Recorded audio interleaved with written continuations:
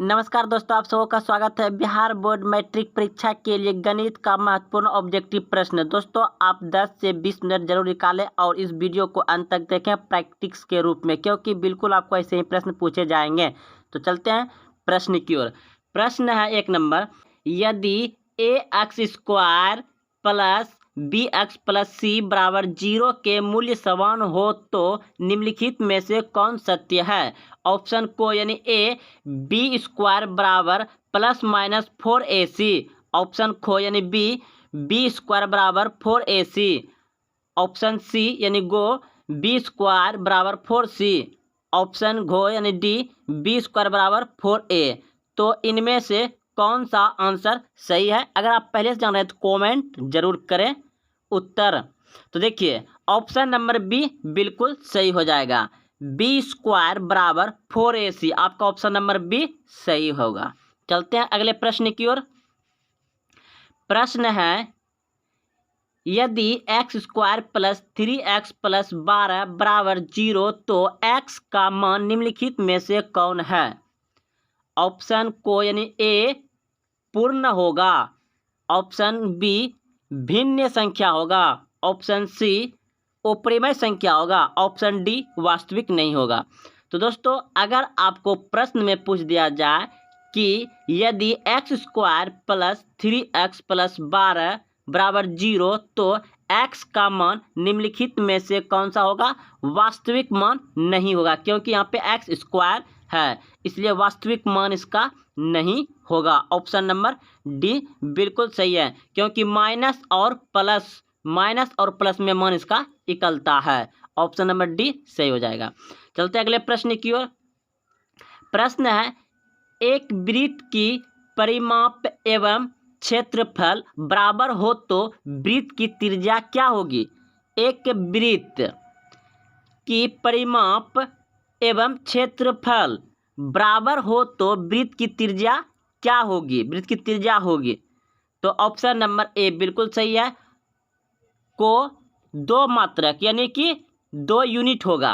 Option number A सही है। याद रखिएगा, आप जब भी आपको इस तरह का प्रश्न पूछे कि एक वृत्त की परिमाप एवं क्षेत्रफल बराबर हो तो वृत्त की त्रिज्या क्या होगी, 2 यूनिट होगी। अगला प्रश्न है कि 2 4 3 5 6 के माध्यिका है। दोस्तों, जब भी आपका इस आंकड़े को दिया रहे और पूछ दिया जाए माध्यिका, तो क्या करिए, आप सबसे छोटी संख्या लिखिएगा। सबसे छोटी संख्या इसमें से कौन सा है, 2। उसके बाद इससे छोटी संख्या कौन सा है, 3। उसके बाद सबसे छोटी इससे यानी कि छोटी संख्या से लेकर के बड़ी संख्या की ओर सजा के लिखेंगे। 3 हो गया, उसके बाद 4 है, उसके बाद 5 है, उसके बाद 6 है। दोस्तों, यह संख्या उलट पुलट भी रहता है ना, तो उससे छोटी संख्या, फिर उसके बाद बड़ी, उसके बाद फिर उसका बड़ी, फिर उसका बड़ी लिख करके इसे सजा देंगे। उसके बाद क्या करेंगे, जोड़ा लगाएंगे, यानी कि इधर से जोड़ा लगाएंगे, इधर से जोड़ा लगाएंगे, या इधर से एक संख्या काटेंगे, या इधर से एक संख्या काटेंगे, या इधर से जो बीच में बच जाएगा वही आपका माध्यिका होगा। तो बीच में कितना बचा, 4, तो ये आपका माध्यिका है। अगर आप बोलिएगा सर 2 गो बच जाएगा तो 2 गो बच जाएगा ना, तो दोनों संख्या को क्या करेंगे, आपस में जोड़ देंगे, और जो संख्या आएगा उसे 2 से भाग दे देंगे। अगर 2 संख्या बचेगा तो दोनों को जोड़ करके 2 से भाग दे देंगे। अगर एक ही संख्या बच गया, जैसे इसमें 4 बचा, तो ऑप्शन नंबर सी बिल्कुल सही है, आपका 4 माध्यिका होगा। चलते अगले प्रश्न की ओर। प्रश्न है, वृत्त की सबसे बड़ी जीवा होती है। तो यह वृत्त है, और वृत्त का सबसे बड़ी जीवा क्या होगा। वृत्त में आप देखते हैं इस तरह से व्यास होता है और यहाँ पे केंद्र होता है, तो इसको क्या कहते हैं, त्रिज्या, यानी कि ये त्रिज्या होता है। तो वृत्त का बड़ी जीवा क्या कहलाएगा, व्यास कहलाएगा। ऑप्शन नंबर बी सही है, व्यास। वृत्त की सबसे बड़ी जीवा क्या होती है, व्यास। ऑप्शन नंबर बी सही है।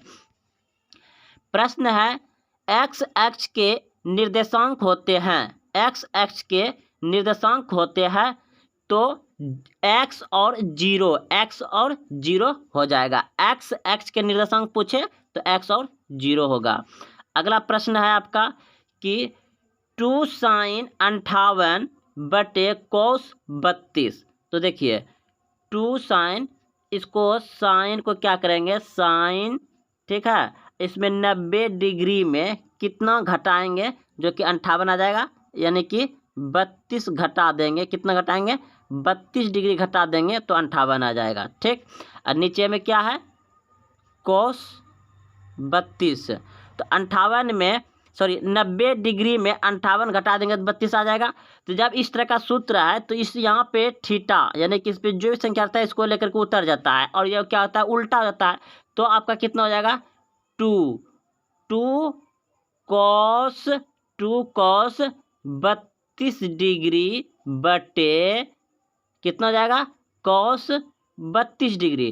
तो ये पूरा कट जाएगा तो आपका क्या बचेगा, सिर्फ 2 बचेगा। 2 कहाँ है, किस ऑप्शन में है, तो ऑप्शन नंबर आपका जो हो जाएगा डी, बिल्कुल सही है, 2 बचेगा क्योंकि ये कट जाएगा। चलते अगले प्रश्न की ओर। प्रश्न है किसी घटनाओं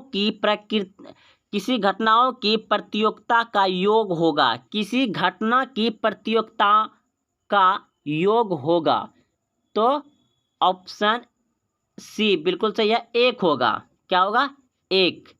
अगला प्रश्न है एक चर में रैखिक समीकरण का व्यापक रूप है, एक चर में रैखिक समीकरण का व्यापक रूप है, तो कौन सा होगा, तो इस प्रश्न का उत्तर हो जाएगा आपका ऑप्शन नंबर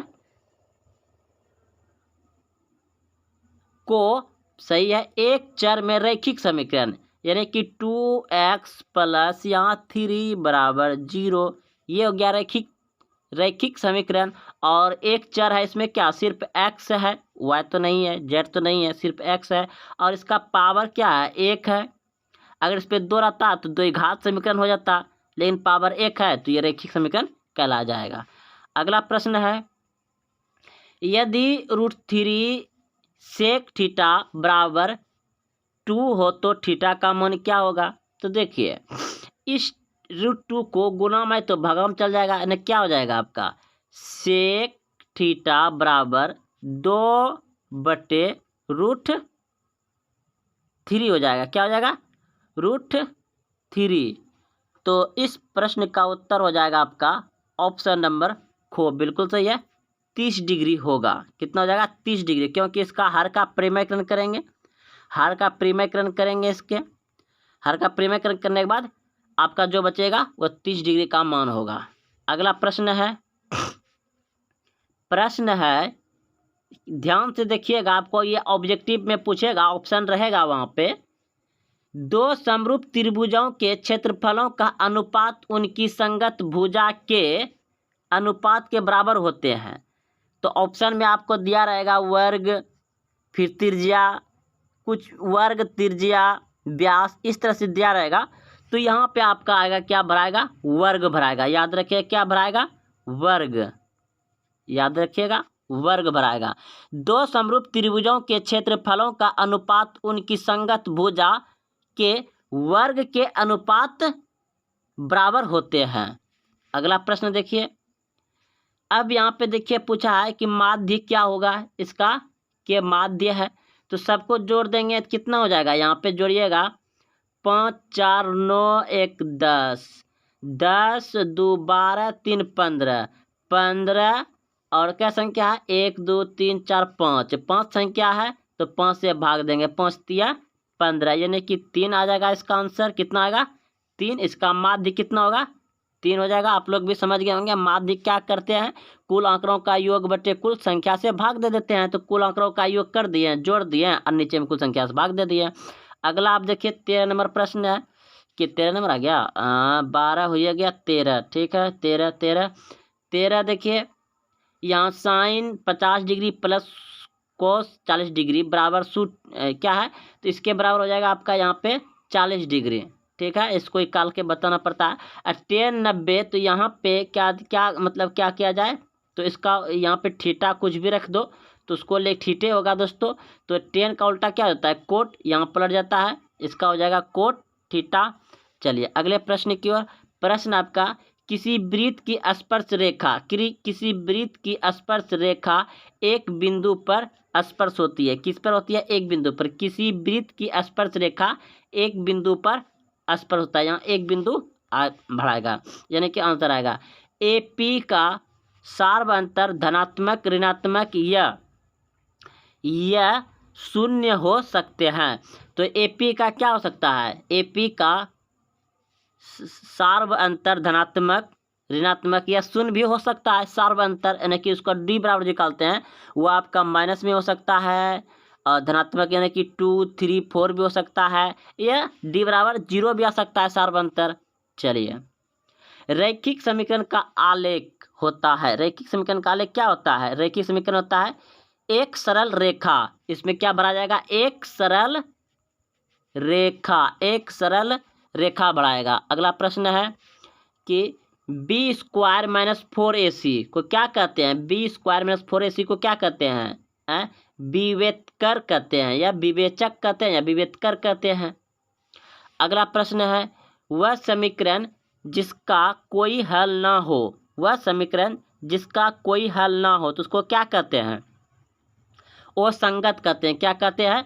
वह समीकरण जिसका कोई हल ना हो उसे क्या कहते हैं? असंगत, असंगत कहते हैं। अगला प्रश्न है, अर्धगोले का संपूर्ण पृष्ठ क्षेत्रफल होता है। अर्धगोले का संपूर्ण पृष्ठ क्षेत्रफल होता है, अर्धगोले का संपूर्ण पृष्ठ क्षेत्रफल होता है 3 pi r square, 3 pi r square, 3 pi r square. तो दोस्तों ये सभी ऑब्जेक्टिव बहुत ही अच्छे हैं और पूछे गए हैं और पूछे जाते हैं। आप इस वीडियो को अंत तक देखते हुए आए हैं तो बहुत अच्छी बात है। आप कमेंट में ज़रूर बताएं कि कितना आप जानते थे और कितना नहीं जानते थे, कैसा लगा। और हाँ, अपने दोस्तों में शेयर करें, और अभी तक आप चैनल को सब्सक्राइब नहीं किए तो चैनल को सब्सक्राइब कर लें। जय हिंद, जय भारत।